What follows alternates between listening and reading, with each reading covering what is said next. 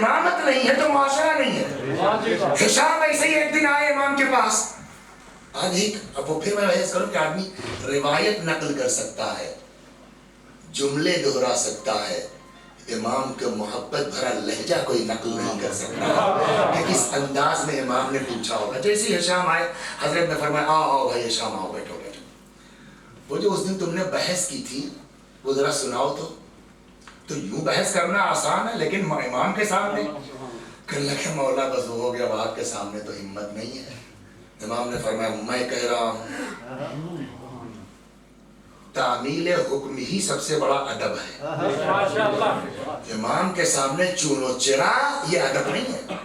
میں کہتا ہوں تو مولا آپ کہو, میں بسم اللہ. شروع ہو گئے, اس نے یہ کہا تو میں نے یہ کہا, اس نے یہ کہا میں نے یہ کہا, اس نے یہ کہا میں نے یہ کہا. جب وہ کہہ چکے تو امام نے کہا ہشام یہ سب باتیں تم کہاں سے لائے؟ کسی کتاب میں تو ہے نہیں. کہنے لگا مولا پتہ نہیں, یہ تو میں بھی نہیں جانتا کہاں سے آئی.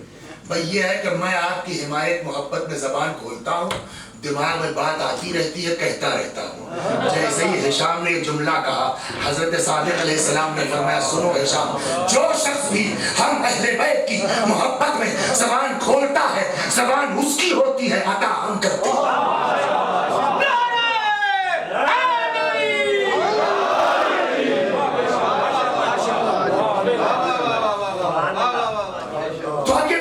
جیسے ہی ممبر سے اترے مجلس پڑھ تو لڑکے نے کہا کہ مولانا اتنا ثواب لے کے کریں گے کیا؟ جانتے ہیں ایک منٹ نہیں لگا جواب دینے میں.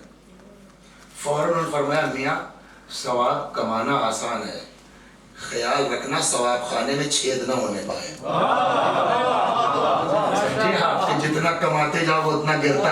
اور یہ کیوں کہا انہوں نے, اپنی جیب سے تھوڑی کہا, پیغمبر سے یہی سوال ہو چکا تھا جب رسول اللہ نے کہا کہ جو ایک بار لا الہ الا اللہ کہتا ہے خدا بہشت میں اس کے لیے درخت لگاتا ہے. کسی صحابی نے کہا تب تو یا رسول اللہ ہمارے بڑے درخت تیار ہو گئے ہوں گے. فرمایا درخت لگانا آسان ہے مگر خبردار خیال رکھنا, ایک آگ یہاں سے بھیجو گے ایک ساتھ سارے درختوں کو جلائے گی. مثلا یہاں تو بیٹھ کے لا الہ الا اللہ کہا اور جانے کے بعد گاڑی میں بیٹھ کے کسی مومن کی ایک منٹ بیٹھ کے غیبت کر دی, سارے درخت ایک ساتھ جل گئے. تو ثواب کمانا آسان ہے, ثواب کا بچانا مشکل ہے. صلوات بر محمد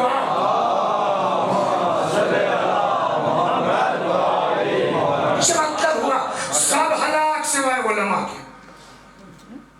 علماء ہلاک سوائے عمل کرنے والوں کے, عمل کرنے والے ہلاک سوائے مخلصین کے. مخلصین بھی ان کے اوپر تلوار خطرے کی لٹک رہی ہے. تو جناب موسیٰ نے کہا کہ پالنے والے میرا جنت میں پڑوسی کون ہوگا. یہی سے بات چلی تھی نا, کہاں سے کہاں گھومتے چلے گئے. چلیے میرا جنت میں پڑوسی کون ہوگا؟ اللہ نے فرمایا جا کے فلاں قصاب سے مل لو. یہی سے بات گھوم گئی تھی. پیشے سے کچھ نہیں ہوتا, نفس کتنا پاک ہے. اب آئے صاحب اس قصاب کی دکان کے پاس, حضرت موسیٰ سلام علیکم. علیکم السلام, خیریت خیر و عافیت. بھیا مہمان چاہیے, ان کا مہمان حبیب خدا ہے, آئیے. وہ صاحب اس نے دکان بند کی, گھر لے کر کے آیا تو وہ دیکھا صاحب جو ایک گٹھری سی اوپر لٹک رہی تھی. اس کو صاحب اس نے گٹھری اتاری, دیکھا دھان تان منحنی سی کمزور ایک بڑھیا. اس قصاب نے صاحب اس کو اپنے ہاتھ سے منہ دھلایا, لٹایا, پھر پکایا اور وہ چھوٹے چھوٹے لقمے جو ہے بنا کر کے منہ میں ڈال کر کے کھلا پلا کے پھر ہاتھ منہ دھلا کے ٹال دیا.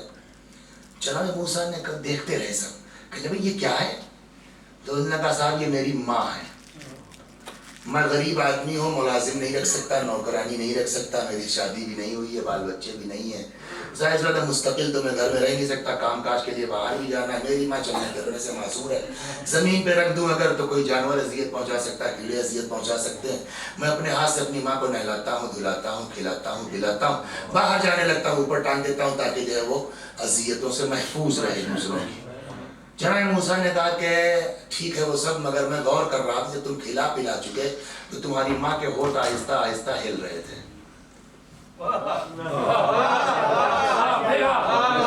کیا کہتی ہے؟ تو اس نے کہا صاحب میری ماں کا روز کا طریقہ یہ ہے جب میں اس کی خدمت کر لیتا ہوں تو دعا دیتی ہے جا بیٹا جیسی تو میری خدمت کر رہا ہے اللہ تجھ کو بہشت میں موسیٰ کا پڑوسی بنا. جیسے اس نے کہا تو کہا مبارک ہو کہ اللہ نے تیری ماں کی دعا قبول کر لی. کہا کیسے پتا آپ کو؟ کہا میں موسیٰ ہوں مجھ کو خدا نے بتایا ہے کہ تو میرا بہشت میں پڑوسی ہے. صلوات محمد.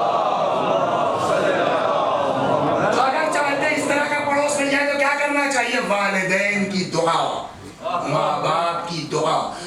تو بات جلدی سے آگے بڑھ جائے اس کو شارٹ کرتے ہوئے منزل سے قریب ہونا چاہتا ہوں. تو موسیٰ علیہ السلام سے اس نابینا نے کیا کہا؟ میرا پڑوسی کون ہوگا. یہیں سے بات گھوم گئی تھی.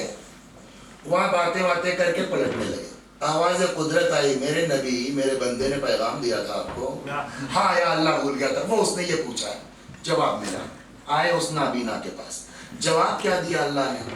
کہا جا کے اس سے کہہ دو بھیا پڑوسی کی بات تو تب ہوگی جب جنت میں جاؤ گے. جنت میں گئے نہیں پڑوسی کا سوال. ہمیں تمہیں جنت ہی میں نہیں جانا تو پڑوسی کا کرو. اب جناب موسیٰ آئے تو اگر حضرت موسیٰ علیہ السلام کو غیرت آ رہی ہے کہ ایک آدمی کو اتنا اپنے اوپر اعتماد ہو گیا ہے فرشتے دانا بھرا رہے ہیں اس سے میں کیسے کہوں کہ تو بہشتی نہیں ہے. لیکن بہرحال پیغمبر ہے جواب تو دینا ہی ہے. آئے بیٹھ گئے. اس نے کہا نبی اللہ کیا ہوا؟ اللہ سے بات ہوئی آپ کے ہاں اللہ نے کیا فرمایا؟ موسیٰ نے کہا کہ بھائی کیا حال سے رہے جو ہے اپنی کتاب میں لہجہ تھوڑی ہراتے اپنے ذوق سے سوچ سکتا ہے. بھیا اللہ نے تو یہ کہا ہے کہ تم کو جنت میں جانا ہی نہیں ہے تو پڑوسی کا کہاں سے سوال اٹھتا ہے؟ نہ رویا نہ چیخا نہ چلایا.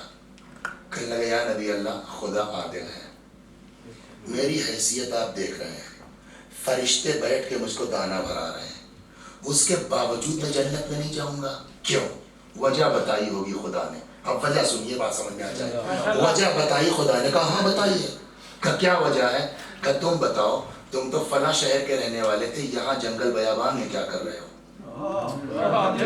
یہاں کیا کر رہے ہو؟ کہ صاحب ہمارے علاقے کے لوگ بے دین تھے لا مذہب تھے میں چلا آیا کہ کم از کم یہاں رہ کے اپنی عبادت نماز و دعا تو کروں گا. کہ یہی بات تو خدا کو تمہاری پسند نہیں آئی کہ تم نے اپنی نجات کی فکر کی اللہ کے دوسرے بندوں کی نجات کی فکر تجھ کو نہیں تھی. اگر تو اپنی بستی میں رہتا نماز و روزہ کرتا ایک آدمی صحیح تیرے ذریعے سے ہو سکتا ہے رہ راستے آ جاتا. خدا خود غرض انسان کو پسند نہیں کرتا. خدا سیلفش انسان کو پسند نہیں کرتا. فوراً اس کو احساس ہوا غلطی کا. یا نبی اللہ بے شک لیکن اللہ کو پتا ہے کہ اگر میں اپنے گاؤں میں رہتا اور تبلیغ اور نصیحت کرتا کچھ لوگ رہ راستے آ جاتے. خدا کو پتا ہے کہ وہ کتنے لوگ ہیں آ سکتے تھے. میں اپنی غلطی ایکسپٹ کرتا ہوں. کل کو میرے جسم کو اتنا وسیع و عریض کر دے کہ میں اپنے سارے گاؤں والوں کا عذاب اکیلے چکھنے کو تیار ہوں. میری غلطی میں ایکسپٹ کرتا ہوں. جیسے ہی یہ فقرہ کہا بقیہ میرے گاؤں والوں کو چھوڑ دیجیے صاحب میری غلطی ہے میں تیار ہوں. آواز قدرت ہے ہاں اب تیری نماز قبول ہے اب تیری عبادت قبول ہے اب تیرا روزہ قبول ہے. یہی قرآن مجید کہہ رہا ہے یا ایھا الذین آمنوا قوا انفسکم وَأَهْلِيكُمْ نَارًا. اے صاحبان ایمان اپنے کو اور اپنے اہل و عیال کو بچاؤ جہنم کی آگ سے جس کا ایندھن یا انسان ہے یا پتھر. ہو گئی بات. اب ہر انسان کی اپنی اوقات ہے. میری اوقات بس اتنی ہے کہ میں میری بیوی میرے 2 بچے تمام دنیا سب سے مطلب. ایک آدمی کسی مسجد میں پیش نماز ہو گیا تو اب پیش نماز صاحب اپنی بیوی بچوں تک محدود نہیں ہے. آپ کی بیوی آپ کے بچے مسجد میں آنے والے مومنین دین پہنچانا آپ کی ذمہ داری ہے. آگے بڑھیے. اللہ نے آپ کو نبی بنا دیا تو جتنے خطے کے لیے آپ کو نبی بنایا گیا ہے وہ قبول کریں نہ کریں آپ کی ذمہ داری ہے کہ ان تک اللہ کا پیغام پہنچائیے. آپ کو اللہ نے رحمت للعالمین بنا دیا ہے کائنات کے لیے نبی بنا دیا گیا ہے. تو اب چاہے کوڑے کھانا ہو چاہے ساحر کہا جائے چاہے جادوگر کہا جائے چاہے دیوانہ کہا جائے ساری مصیبتیں برداشت کیجئے مگر دین اللہ کا پہنچائیے. ٹھیک.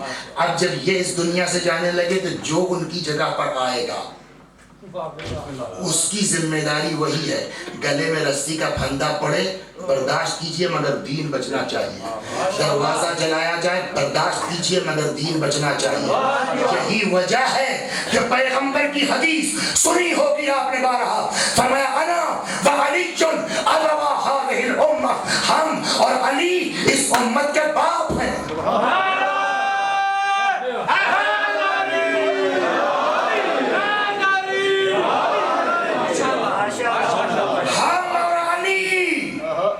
اس امت کے باپ ہیں، اور یہی وجہ ہے، آپ پڑھیے تاریخ، 320 کنٹل وزن تھا در خیبر کا۔ یہ شیعہ کتاب کی بات نہیں ہے، محدث دہلوی نے لکھا ہے، 320 کنٹل در خیبر کا وزن تھا۔ امیر المؤمنین کا ہاتھ بڑا تھا، انگلی ہے نا، اس کے بعد علی کے ہاتھوں پر پوری فوج اس کے اوپر سے گزر گئی۔ ہے کوئی آلہ جو علی کی طاقت ناپ لے؟ ہے کوئی مشین ایسی کہ جو علی کی طاقت کا اندازہ کر لے؟ تاریخ میں ایسا واقعہ ہلا نہیں سکتا آدمی، 320 کنٹل اٹھانا تو دور کی بات ہے نا۔ اچھا اٹھایا بھی کہاں وہ بھی سن لیجیے، اٹھایا بھی کہاں۔ آپ اکثر جو ہے وہ دیکھتے ہوں گے، ٹی وی وغیرہ پر بھی آتا ہے کہ کوئی آدمی سر کے اوپر کچھ لیے چلا جا رہا ہے، تو سر پر کتنا اٹھے گا؟ 50 کلو۔ آپ جائیے جو ہے وہ دیکھیے تو پورا پورا بورا 1 کنٹل کا آدمی لیے جا رہا ہے، وہ کہاں لے کے جاتا ہے؟ سر پر، پیٹھ پر ہے نا، کاندھے پر۔ تو اس کا مطلب سر پہ اٹھتا ہے 50 کلو، کاندھے پہ اٹھتا ہے 100 کلو۔ ہم نے دیکھا صاحب جو ہے وہ، اب یہ وہی چکر یہ ہے کہ اور میں کسی کو جانتا نہیں ہوں، یا تو ان کو، یا یہ بیچارے روز لے جاتے ہیں مجھ کو، یہ نہ کہیے کہ بھائی ہائی لائٹ کر رہے ہیں، ہائی لائٹ نہیں ہے، یہ میرا مزاج۔ تو ایک دن دیکھا صاحب یہ نوید صاحب جو ہے وہ ایک جھولا ہاتھ میں لیے یوں لٹکائے چلے جا رہے ہیں۔ میں نے کیا ہے جی؟ تو کہنے جی مول صاحب وہ آٹا ہے۔ میں نے کہا کتنا ہے؟ کہنا ایسی ہوگا 7-8 کلو۔ میں نے کہا یہ لٹکائے ہو؟ پتہ ہے آج کل کے لڑکے کتنے شرارتی ہیں، اگر ایک ریزر ہاتھ میں لے لیا انہوں نے اور 2-3 بار ہاتھ مارا، اور نوید بھائی کیا حال ہے، اور نوید بھائی کیسے ہیں، تمہارا گھر پہنچتے پہنچتے سارا آٹا تو گر جائے گا، خالی آپ پہنچیں گے آپ۔ ہاں مولوی صاحب بات تو کیا کریں؟ میں نے کہا لٹکاؤ مت اس کو، ہتھیلی یوں کرو، اس پر یہ رکھ لو جھولا آٹے کا۔ جوان آدمی ہے، جواب کیا ہوگا؟ مولوی صاحب لٹکا تو لوں گا 10 کلو میں، لیکن یہ ہتھیلی پہ کیا قدم لے کے جاؤں گا؟ کچھ سمجھے آپ؟ کچھ سمجھے آپ؟ پورے جسم میں سب سے کم وزن اگر اٹھ سکتا ہے کسی حصے پر تو اس کا نام ہے ہتھیلی۔ علی نے 320 کنٹل کا دروازہ سر پہ نہیں لیا، پیٹھ پہ نہیں لیا، ہاتھ میں لٹکایا نہیں، سب سے کم وزن جہاں اٹھتا ہے اس ہتھیلی پر ہے علی کے دروازہ۔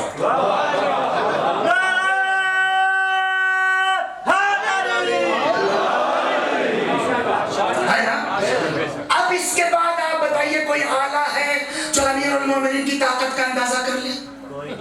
ٹھیک، اس کو ذہن میں بات آ گئی۔ اب آئیے وفات پیغمبر کے بعد امیر المؤمنین سلام اللہ علیہ وہی علی ہے، رسی کا پھندا ہے، ایک آدمی کھینچتا ہوا، بعض روایتوں میں پیچھے سے ایک آدمی ڈھکیلتا ہوا۔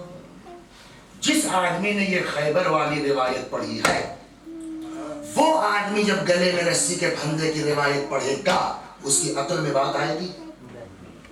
نہیں سمجھ میں آتی بات۔ ایک طرف اتنی طاقت اور ایک طرف یہ مظلومی، ناممکن ہو نہیں سکتا، یہ روایت سمجھ میں نہیں آتی۔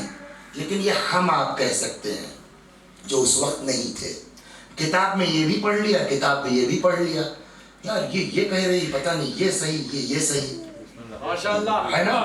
لیکن جو آدمی وہاں موجود ہے اور جس نے دونوں واقعہ اپنی آنکھ سے دیکھا ہے وہ کیسے انکار کرے گا؟ ہم آپ تو کہہ سکتے ہیں کہ یار پتہ نہیں یہ صحیح پتہ نہیں وہ صحیح، لیکن جس نے دونوں دیکھا ہے وہ کیسے انکار کرے گا؟ مولا ہماری بھی سمجھ میں بات نہیں آتی، کہا ایک طرف وہ طاقت اور ایک طرف یہ، کیسے ممکن ہے؟ عجب نہیں، امیر المؤمنین آواز میں میرے ساتھ آؤ، اندازہ ہوگا اور اب تاریخ کہتی ہے کہ جب علی کو گلے میں رسی کا پھندا ڈال کے لے کے چلے ہیں، ایک یہودی نے جیسے ہی دیکھا کہتا اشہد ان لا الہ الا اللہ اور اشہد ان محمد رسول اللہ. دوسرا اس کا ساتھی تھا، کہا کیا ہوا، مسلمان ہو گئے تم؟ اس نے کہا ہاں. کہا کیوں؟ کہا میں خیبر کا یہودی ہوں، میری انہی آنکھوں نے دیکھا اس انسان کو در خیبر اکھاڑتے ہوئے، میری انہی آنکھوں نے دیکھا ہے کہ انسان کے ہاتھوں پر خیبر کا اور پوری فوج گزر گئی، اور وہی آنکھ دیکھ رہی ہے کہ اس کے گلے میں رسی کا پھندا ہے. میں نے بہت غور کیا، کہا وہ طاقت اور کہا یہ مجبوری. بہت غور کیا، ایک ہی بات سمجھ میں آئی، یہ کوئی مجبوری نہیں ہے، یہ واقعاً اللہ کے نمائندے ہیں. جب خدا چاہتا ہے اظہار طاقت کرتے ہیں، جب خدا چاہتا ہے صبر کرتے ہیں. اور جیسے ہی احساس ہوا کہ اللہ کے نمائندے ہیں، میں نے کلمہ پڑھ لیا. عجب نہیں مولا مسکرا کے آواز دے، سمجھے میں نے صبر کیوں کیا ہے؟ اگر میرے صبر کی بنیاد پر ایک آدمی کلمہ پڑھ لے، ہم گلے میں رسی کا پھندا ڈلوانے کو تیار.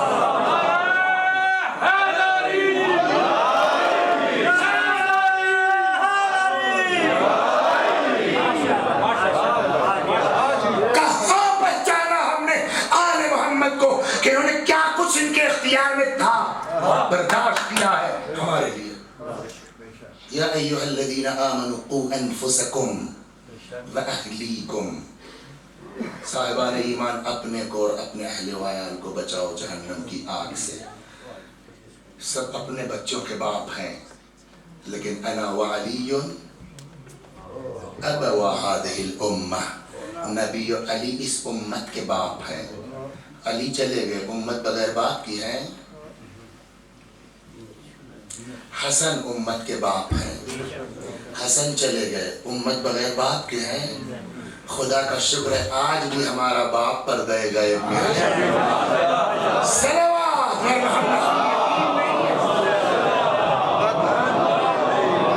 اب حسین فقط شخصیت نہیں ہے، پوری امت کی ذمہ داری ان کے سر ہے. سوال کہاں تھا؟ حسین بیعت کر لیتے، خاموشی سے مدینے میں بیٹھ کے دعا و نماز و عبادت کرتے. حسین سے کیا مطلب؟ کہنے حسین امت کے باپ ہیں. حسین کی ذمہ داری ہے قوا انفسکم واہلیکم، اپنے علاوہ سب کو جہنم کی آگ سے بچائیں. حسین والا میں قربانی نہیں دی ہے، ہم کو جہنم کی آگ سے بچانے کی سنت. اور اب اسی بات میں روایت آپ سنیں، روایت سب سے زیادہ خوشی اپنی پوری لائف میں ابلیس کو کب ہوئی؟ شہادت امام حسین. روایت ہے عصر عاشور جتنی خوشی شیطان کو ہوئی ہے پوری زندگی میں نہیں ہوئی ہے. پوری دنیا کا مارے خوشی کے شیطان نے چکر لگایا ہے، اپنے سارے چیلوں اور گرگوں کو اکٹھا کیا ہے. اس کے بعد کہتا اب میں مطمئن ہو گیا امت محمد سے، گئی جہنم میں، اس کو کوئی بچانے والا نہیں ہے سوائے ان کے جو اس شہید پر ماتم کریں گے. اور کیا ایک سلیقہ، ایک وسیلہ دے گئے جہنم کی آگ سے بچنے کا. لہذا شیطان نے بھی کہا کہ بس یہی بچیں گے، لہذا تمہارا کام یہ ہے کہ اب عزاداروں میں فتنہ پیدا کرو، اب عزاداروں میں اختلاف پیدا کرو. میرے بھائی تھوڑا سا صبر و سکون سے کام لیجئے، بہت جلدی افواہوں کے اوپر نہ بہہ جایا کیجئے، اس لیے کہ ایک شیطان کا مشن ہے کہ عزاداروں کے درمیان اختلاف پیدا کرو. خدا تیرا لاکھ احسان ہے، تیرا لاکھ کرم ہے کہ تو نے ایسے گھر میں پیدا کر دیا، اہل بیت کی محبت مل گئی. تیرا کرم ہے کہ ہم کو تو نے عزادار حسین بنا دیا. یا اللہ اگر یہ کرم تو نے کیا تو پروردگارہ ہمارے دلوں کو آل محمد کے لیے واہ کر دے، آل محمد کے لیے نرم کر دے. ہماری قوم کو اختلاف سے محفوظ فرما، ہماری قوم کو متحد کر دے عزائے سید الشہداء کے سلسلے میں. اور آئیے اسی آج کی اس مجلس کی ایک دعا یہ ہے، خدا ہماری قوم میں اتحاد و محبت و اخوت پیدا کر. اور اس دعا کی قبولیت کے لیے آئیے اللہ کی بارگاہ میں دو چھوٹے چھوٹے بچوں کو وسیلہ بنا کے لے کے چلیں. وہ بچے، اللہ اکبر، وہ بچے جن کا مرتبہ ہے خدا کی بارگاہ میں. سمجھ گئے آپ نا؟ ابھی کل باپ کے مصائب آپ نے سنے نا. حضرت مسلم ابن عقیل، شہادت مسلم ابن عقیل کے بعد ان کے 2 بچے تھے. پوری تفصیل ہے کس طریقے سے جو ہے وہ بچے اسیر ہوئے. بچے اسیر ہو گئے، قید میں رہے. بعض روایتوں میں یہاں تک ہے کہ شہادت امام حسین کے بعد لٹا ہوا قافلہ جب کربلا سے کوفے آیا ہے تو ان بچوں سے ملاقات ہوئی. کیا منظر رہا ہوگا اس وقت نہیں معلوم. جناب زینب سلام اللہ علیہا نے فرمایا یا تو ہم کو بھی روک لو یا ان بچوں کو ہمارے ساتھ جانے دو. ایک نہیں سنی، قافلہ شام چلا گیا. مسلم کے دونوں یتیم اسی قید خانے میں قید رہے ایک زمانے تک. ذی الحج دوسری آ گئی. اللہ اکبر. پتہ ہے ان بچوں کے ساتھ قید خانے میں ظلم کیا ہوتا تھا؟ دن بھر میں 1 روٹی اور 1 پیالہ گرم پانی. بچوں نے طے کیا جب یہی ہونا ہے تو ہم دن میں روزہ رکھ لیں گے، شام کو افطار کریں گے. بچے دن میں روزہ رکھتے تھے، شام کو 1 روٹی اور 1 پیالہ گرم پانی سے افطار کرتے تھے. ایک مدت گزر گئی، بچے ہیں.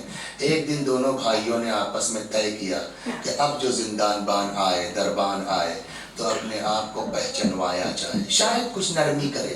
دربان کا نام ہے مشکور. مشکور جیسے ہی کھانا پانی رکھ کے جانے لگا، بچوں نے کہا کہ مشکور ہم کو تجھ سے کچھ بات کرنی ہے. بچوں نے پوچھا یہ بتاؤ کہ تم مسلم ابن عقیل کو جانتے، رسول اللہ کو جانتے ہو، میرے نبی ہیں. تم امام حسین کو جانتے ہو، 5 سال ظالموں نے کربلا میں شہید کر دیا. فاطمہ زہرا کو جانتے ہو، میرے نبی کی بیٹی ہیں. علی کو جانتے ہو، میرے امام ہیں. آخرش بچوں نے پوچھا مسلم کو جانتے ہو؟ مشکور نے کہا جانتا تو سب کو ہوں مگر پوچھ کیوں رہے ہو؟ بچوں نے جواب دیا ہم اسی مسلم کے یتیم ہیں. اتنا سننا تھا. مشکور کہتا بچوں تم نے پہلے کیوں نہیں بتایا؟ کہا اب بتایا ہے. کیا کرو گے؟ کہا اب کوئی زحمت نہیں ہوگی، رہنا چاہو رہو، جانا چاہو جاؤ. بچوں نے کہا مگر مشکور ہم جانا چاہتے ہیں. مشکور نے بہت سمجھایا رہو اب تم کو کوئی تکلیف نہیں ہوگی، مگر بچوں نے کہا نہیں ہم جانا چاہتے ہیں. کیوں؟ کہا ہو سکتا ہے تو ہم کو آرام سے اب رکھے لیکن ہماری ماں ہمارے لیے تڑپ رہی ہوگی. مشکور نے کہا ٹھیک ہے اگر ایسا ہی جانا چاہتے ہو تو میرے خیال میں ابھی نہیں، رات اور ڈھل جانے دو، تاریکی شب آنے دو، میں دروازہ کھول دوں گا، چلے جانا تم. نصف شب کو مشکور آیا. شہزادو دروازہ کھلا ہے، جا سکتے ہو تم، لیکن پتہ ہے صبح مجھ کو اس جرم میں کہ میں نے تمہیں آزاد کر دیا ہے قتل کر دیا جاؤں گا، مار دیا جاؤں گا. مجھ کو اپنی موت کی پرواہ نہیں ہے، بس تم سے ایک درخواست ہے. کیا؟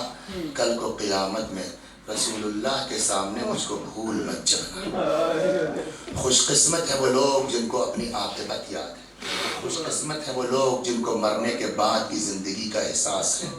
بچے آزاد ہو گئے. پردیس ہے، راستہ نہیں جانتے. روایت کہتی اس گلی سے اس کوچے میں، اس کوچے سے اس گلی میں، یہاں سے وہاں. رات بھر بچے ٹہلتے رہے یہاں تک کہ شہر کے قریب فرات کے کنارے آ کے نکلے. ایک درخت ہے وہاں بیٹھ کے بچوں نے کچھ دیر آرام کیا.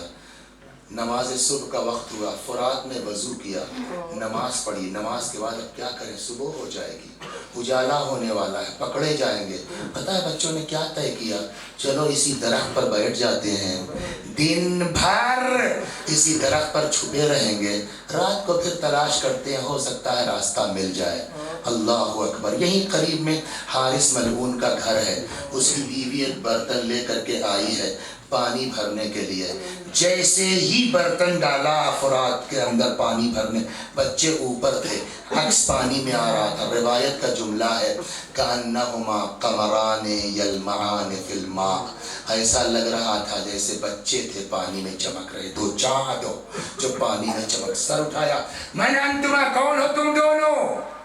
سمجھایا بجھایا، سمجھا کے بچوں کو اتارا. بچوں نے آخر اس بتا ہی دیا کہ ہم مسلم کے یتیم ہیں. اس کنیز نے کہا کہ میں جہاں ہوں میری مالکن تمہارے گھر کی کنیز، چلو بچوں کو لے کے آئی، دروازے پہ روکا، دوڑتی ہوئی اندر گئی، حارث کی زوجہ سے کہتی ہے کہ تمہارے لیے مہمان لائی ہوں، انعام دو۔ کیسا مہمان لائی ہے کہ انعام چاہتی ہے؟ کہ مسلم کے یتیموں کو لائی ہوں۔ کون مسلم؟ کہ وہی جن کے لیے تم رویا کرتی تھی، خود تو شہید ہو گئے، بچے پتہ نہیں کس حال میں ہیں۔ تاریخ کہتے جیسے کوئی ماں اپنی اولاد کے لیے تڑپ کے دوڑتی ہو، اس طریقے سے یہ مومنہ باہر آئی، بچوں کو کلیجے سے لگایا، گھر میں لے گئی، نہلایا دھلایا، ناشتہ کھانا، شام ہوئی، کھلا پلا کر کے حجرے میں لٹا دیا، یہاں تک کہ نصف شب کو ملعون اس کا شوہر آیا۔ کہا تھا کا مشکور نہیں، مسلم کے یتیموں کو آزاد کر دیا، انعام گھوڑے رکھا گیا، انعام گھوڑا میں نے صبح سے اپنے آپ کو اور گھوڑے کو تھکا ڈالا تاکہ بچے مل جائیں۔ مومنہ تڑپ گئی، اگر تجھ کو بچے مل گئے کیا کرے گا؟ ہمارے لیے انتظام کرے گا روٹی کا؟ ہم کو ایسی روٹی نہیں چاہیے۔ چند لقمہ زہر مار کرنے کے بعد ملعون جا کے سو جاتا ہے۔ ادھر بچوں کا حال یہ ہے کہ خواب دیکھا، بھائی نے دوسرے بھائی کو جگایا، چھوٹے نے کہا پہلے میرا سنو، معلوم ہے دونوں کا خواب ایک ہے، کیا؟ پیغمبر اکرم ہے اور بابا مسلم۔ پیغمبر نے فرمایا مسلم خود آ گئے، بچوں کو دشمنوں میں اکیلا چھوڑ دیا۔ نہیں یا رسول اللہ، آج کی شب میرے بچے بہشت میں میرے مہمان ہیں۔ لگتا ہے بھیا آج ہماری یہ آخری رات ہے۔ گلے میں باہیں ڈال کے بھائیوں نے رونا شروع کیا، مگر یہ نہ سوچئے گا موت کے ڈر سے روئے ہیں، شاید مقصد وہی ہو کہ ہم تو قتل ہو کے بابا کے پاس بہشت میں پہنچ جائیں گے، ہماری ماں نہ جانے کب تک ہمارے لیے روتی رہے گی۔ اللہ اکبر۔ اس کی آنکھ کھلی، رونے کی آواز سنی، بیوی سے کہتا آواز کہاں سے آ رہی ہے؟ ہو سکتا ہے کسی پر، خود اس کو شک تھا اپنی بیوی کے اوپر، جانتا تھا وہیں پہلے کہنے میرے اپنے گھر سے ہے۔ ایک ایک گھر کو، ایک ایک کمرے کو کھولنا شروع کیا، جاتا ہے دیکھتا اس کمرے میں دونوں بچے۔ کون ہو تم دونوں؟ امان میں ہیں؟ ہاں امان میں ہیں، ہم مسلم کے یتیم ہیں۔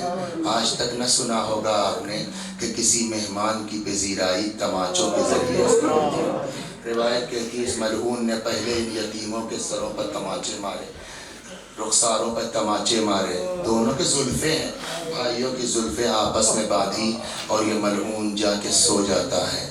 اللہ اکبر۔ صبح ہوئی، بیٹے کو لیا، غلام کو لیا، ان دونوں یتیموں کو لیا، فرات کے کنارے آیا، پہلے غلام کے ہاتھ میں تلوار دی، جا کے بچوں کا سر قلم کر دے۔ غلام جیسے ہی چاہتا ہے سر قلم کرے، بچوں نے کہا تیری شکل رسول اللہ کے بلال سے کتنی مشابہ ہے، تجھ کو بلال سے کیا مطلب؟ کہا ہم رسول اللہ کے گھر آنے کے ہیں۔ جیسے ہی سنا اس مومن نے تلوار پھینکی، اپنے آپ کو فرات میں ڈال دیتا ہے، کہتے ہیں ڈوبتا تھا اور ابھرتا تھا اور پکارتا تھا ہائے حسین ہائے حسین۔ اس کے بعد یہ تلوار اس نے اپنے بیٹے کے ہاتھ میں دی، جا اور ان بچوں کا سر قلم کر۔ بیٹا آگے بڑھا، ہمارا سر قلم کر دے، مگر پیغمبر کو کیا جواب دے گا؟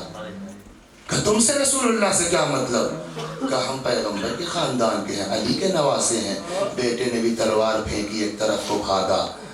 باپ نے پکارا کہاں جاتا ہے؟ باپ کی نافرمانی کرتا ہے۔ کہا اہل بیت کے قتل کے لیے میں تیری اطاعت نہیں کر سکتا۔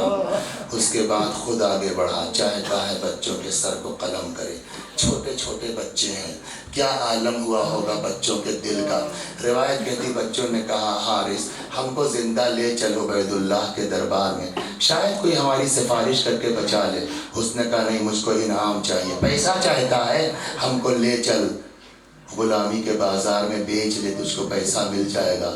کہا نہیں، ہم تمہیں قتل کریں گے۔ بچے کہتے ہیں اچھا اگر قتل ہی کرنا چاہتا ہے تو اتنی اجازت دے دے کہ ہم 2 رکعت نماز پڑھ لیں۔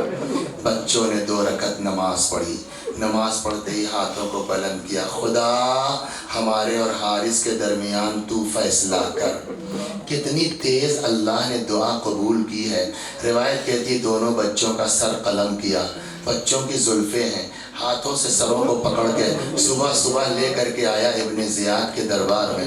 ابن زیاد ساری قساوت قلبی کے باوجود وہ ملعون بھی متاثر ہوا، کہتا حارث ایسے خوبصورت بچوں کو قتل کرتے ہوئے تجھے شرم نہیں آئی؟ تجھے درد نہیں محسوس؟ ہے کوئی اس مجمع میں ایسا جو جا کے ان بچوں کو وہیں ذبح کرے جہاں اس نے اس نے بچوں کا سر قلم کیا ہے۔ ایک مومن اٹھتا ہے، حارث کے ہاتھ پکڑتا ہے اور لے کے پہلے کوفے بھر میں گھومتا ہے، اگر کوئی یتیم بچوں کے قاتل کو دیکھنا چاہتا ہے تو آگے آئے۔ اس کے بعد اس کا بیان ہے کہ جب میں لے کے آیا ہوں فرات کے کنارے جہاں اس نے بچوں کا سر قلم کیا تھا، کیا دیکھتا ہوں، ایڑیوں کے رگڑنے کے نشانات پائے جا رہے ہیں، جس سے اندازہ ہوتا تھا کہ بچوں نے کتنی اذیت سے جان دی۔ وَسَيَعْلَمُ الَّذِينَ ظَلَمُوا أَيَّ مُنقَلَبٍ يَنقَلِبُونَ